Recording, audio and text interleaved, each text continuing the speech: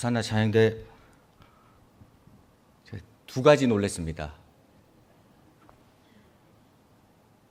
첫 번째는 찬양을 이렇게 특별히 준비한 것처럼 이렇게 잘 부르시는지 뒤에서 듣고 있는데 은혜가 절로 또 힘이 절로 났습니다.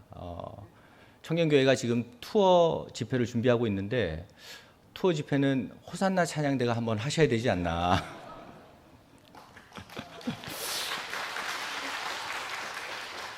예라모십도 힘찬 찬양 감사합니다. 그리고 두 번째 놀란 것은 이렇게 신앙의 귀한 선배들 또 이 동네 중앙교회를 세워나가신 분들이 있기 때문에 또 청년교회가 나날이 발전할 수 있고 또 하나님 안에서 신앙의 깊은 뿌리를 내릴 수 있지 않나 이렇게 한번 생각해 보았습니다. 물고기 중에 둥지를 만드는 물고기가 있다 합니다. 바로 가시고기라는 물고기입니다. 이 가시고기는 이 주둥이로 이 강바닥에 모래를 파내고 그리고 그곳에 둥지를 틉니다. 둥지를 튼 다음에 완벽한 산란의 그 보금자리를 만들게 됩니다. 이 알을 이제 놓기 위해서 둥지를 강바닥에 트는 것이죠. 수컷 가시고기는 그때부터 굉장히 바빠집니다. 이때부터 이 알을 보호하기 위해서 이 필사의 노력을 하게 됩니다. 이 몸집이 큰 물고기가 나타나면 이 알이 해함을 당할까봐 그 물고기와 맞서 싸우고 또 알의 산소를 계속해서 공급하기 위해서 부지런히 알 주변을 이렇게 움직이기까지 합니다. 이 수컷 가시고기는 15일 정도 아무것도 먹지 않은 채로 이 알을 보호합니다. 그리고 알이 부화할 무렵 즈음이 되면 이 둥지 옆에서 장렬하게 죽음을 맞이합니다. 이 영문도 모르는 이 새끼 물고기들은 이 수컷 가시고기의 살을 먹으면서 성장을 하게 됩니다. 가시고기는 이 새끼 물고기들을 위해서 목숨을 바치고 최후에는 자기의 몸까지도 그들에게 내어주는 모습을 볼 수가 있습니다. 이 가시고기 이야기를 읽으면서 그런 생각을 해보게 되었습니다. 예수님께서 우리를 사랑하신 방법이 바로 이와 같지 않은가? 하나님께서 우리를 얼마나 사랑하시는지 다시금 느낄 수 있는 그런 이야기였습니다. 오늘 청년교회 헌신 예배입니다. 지금 한국 교회의 청년 사역이 굉장히 위기라고 이야기를 합니다. 한국 교회에 청년부가 존재하는 교회는 40% 남짓으로 떨어졌습니다. 숫자가 줄어든다는 이유로 어른 예배에 편입이 되고 또 청년부가 없어지면서 청년들이 갈 곳을 잃고 또 어느 교회에 나가야 될지 고민하는 청년들도 굉장히 많다 합니다. 이 청년 사역의 어려움을 어느 신문에 보니까 청년 절벽이라는 단어로 표현을 한 것을 본 적이 있습니다. 그러니까 청년들이 신앙생활을 할 수 있는 그 보금자리가 굉장히 사라지고 있다. 그래서 청년들이 신앙생활을 하는 그 확률과 어떤 비율도 절벽과 같이 떨어지고 있다. 이렇게 표현하는 것을 볼 수가 있었습니다. 이 청년 사역의 위기 그리고 다음 세대 사역의 위기, 우리는 어떻게 이 위기를 헤쳐나가야 할까요? 모두가 위기라고 이야기하지만 우리 하나님을 생각하면 또 말씀을 읽고 또 곱씹어 읽고 또 묵상해서 다시 읽다 보면 여지없이 우리의 마음속에 드는 마음이 있습니다. 그것은 바로 그럼에도 불구하고 하나님께서 우리를 지키시고 또 보호하시고 하나님께서 이 한국 교계에 새로운 부흥의 역사를 허락해 주실 줄로 믿습니다. 라는 희망이 생긴다는 것입니다. 우리가 어떻게 하나님을 의지하며 이 청년 사역 그리고 다음 세대 사역을 준비할 수 있을까요? 그리고 우리는 왜 청년 세대 사역의 위기 중에 어떤 테크닉이라든지 기술이라든지 어떤 부흥의 컨텐츠라든지 이런 것 외에 오직 예수 그리스도의 반석 위에 교회를 세워 나가야 할까요? 우리는 왜 주님 그 한 분만으로 다시금 뜨거워지는 교회, 다시금 부흥하는 교회를 기대할 수 있을까요? 오늘 말씀이 그 비결을 우리에게 알려주고 있습니다. 우리가 이 청년 사역의 위기를 극복할 수 있는 첫 번째 이유는 선한 목자 되신 우리 주님, 그 주님이 우리를 위해서 목숨까지 바치신 분이시기 때문입니다. 오늘 11절 말씀을 보면 이렇게 기록이 되어 있습니다. 나는 선한 목자라. 선한 목자는 양들을 위하여 목숨을 버리거니와. 왜 양들을 위하여 목숨을 버리실까요? 양들을 위해서 목숨까지 버리실 수 있는 이유가 무엇일까요? 그것은 바로 자기의 목숨을 버릴 만큼 양들을 사랑하기 때문입니다. 이 선한 목자이신 주님, 선한 목자이신 주님은 우리를 당신의 양으로 삼기 위해서 자신의 목숨을 버리셨습니다. 그리고 길을 잃고 방황하는, 갈 곳 없는 그 양을 품에 안으시기 위해서 자신의 생명을 십자가에 내어놓으셨습니다. 뿐만 아니라 선한 목자이신 우리 주님은 자기의 죽음을 통하여 구원하신 양들을 또 다시 지금까지 지켜주고 계십니다. 이것이 우리 주님의 모습입니다. 그리고 성경은 이 주님을 선한 목자라고 기록을 하고 있습니다. 우리가 이 위기의 시대를 소망으로 그리고 희망으로 걸어갈 수 있고 또 희망으로 극복할 수 있는 이유는 목숨까지 바치신 그 주님의 사랑이 있기 때문인 줄로 믿습니다. 우리가 이 위기를 극복할 수 있는 또 하나의 이유가 있습니다. 그것은 바로 선한 목자이신 주님, 그 주님이 우리를 누구보다 가장 잘 알고 계시기 때문입니다. 14절과 15절 말씀입니다. 나는 선한 목자라. 나는 내 양을 알고 양도 나를 아는 것이 아버지께서 나를 아시고 내가 아버지를 아는 것 같으니 나는 양을 위하여 목숨을 버리노라.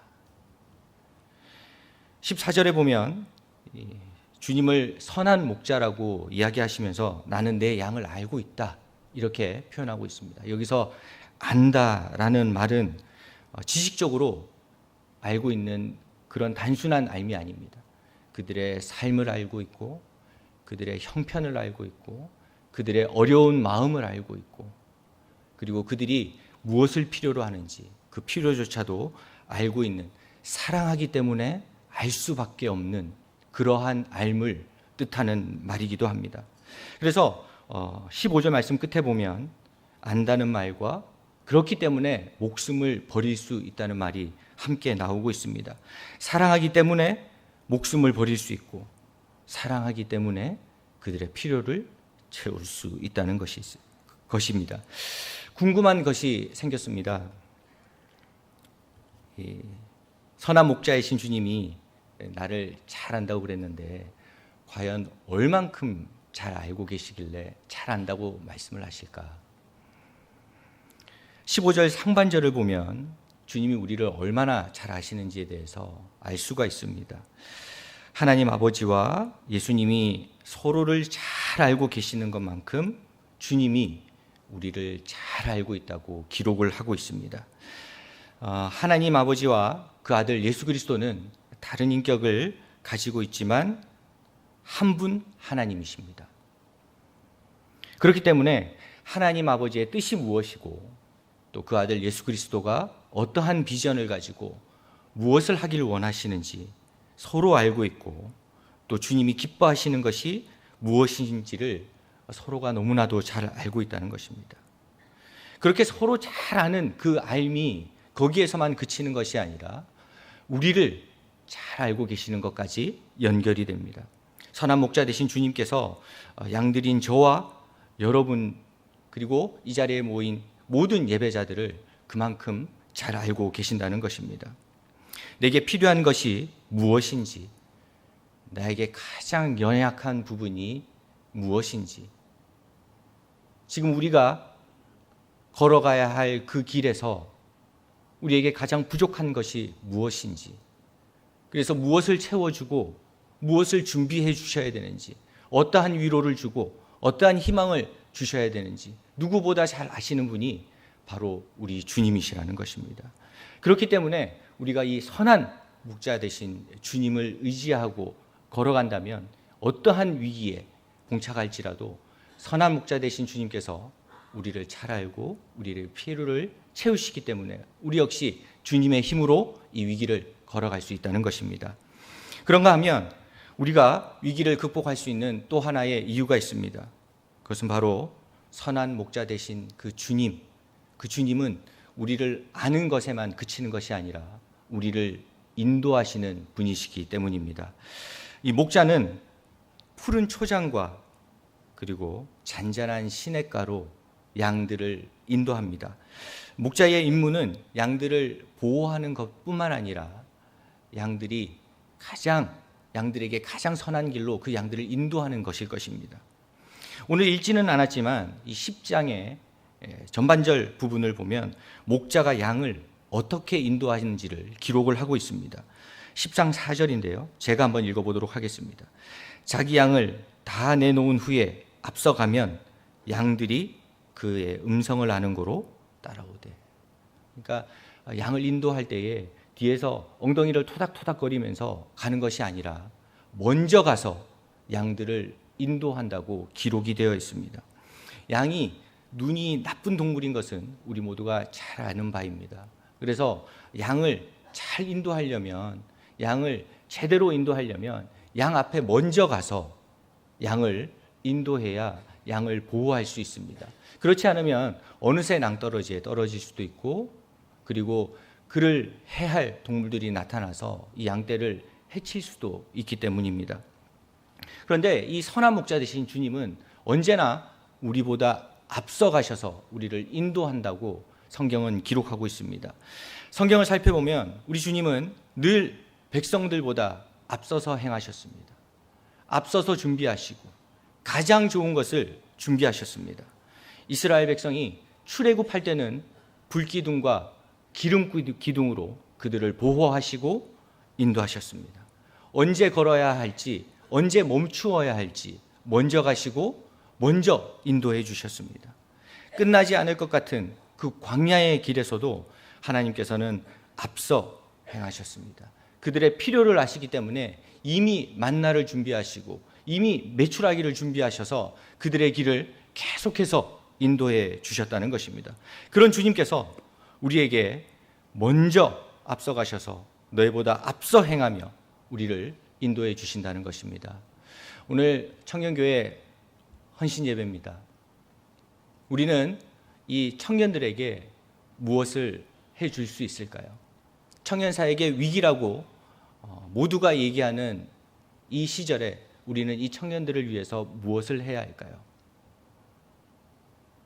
여러 가지 기술도 있고 여러 가지 아이템도 있고 여러 가지 컨텐츠도 있지만 그 무엇보다 중요한 것을 들라면 선한 목자 되신 주님을 의지하는 것일 것입니다. 그리고 예수 그리스도의 반석 위에 이 청년 세대의 교회를 세워나가는 것일 것입니다. 그리고 이들을 위해서 기도하는 것입니다. 선한 목자 되신 주님을 우리가 닮아가는 것입니다.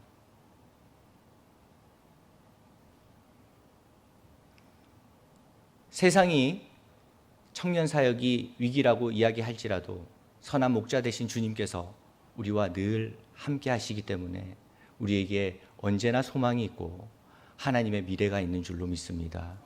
이들을 향해서 기도해 주시고 예수 그리스도를 가슴의 중심에 담고 살아갈 수 있도록 인도해 주시고 가르쳐 주시고 양육해 주시고 주 예수 그리스도를 닮아가는 우리 모두가 된다면 선한 목자 되신 주님께서 이 청년 세대를 10년 뒤에 그리고 20년 뒤에 이 교회를 세우고 또 한국 교계를 세워나가는 귀한 미래의 지도자로 인도하시고 키워주실 줄로 믿습니다.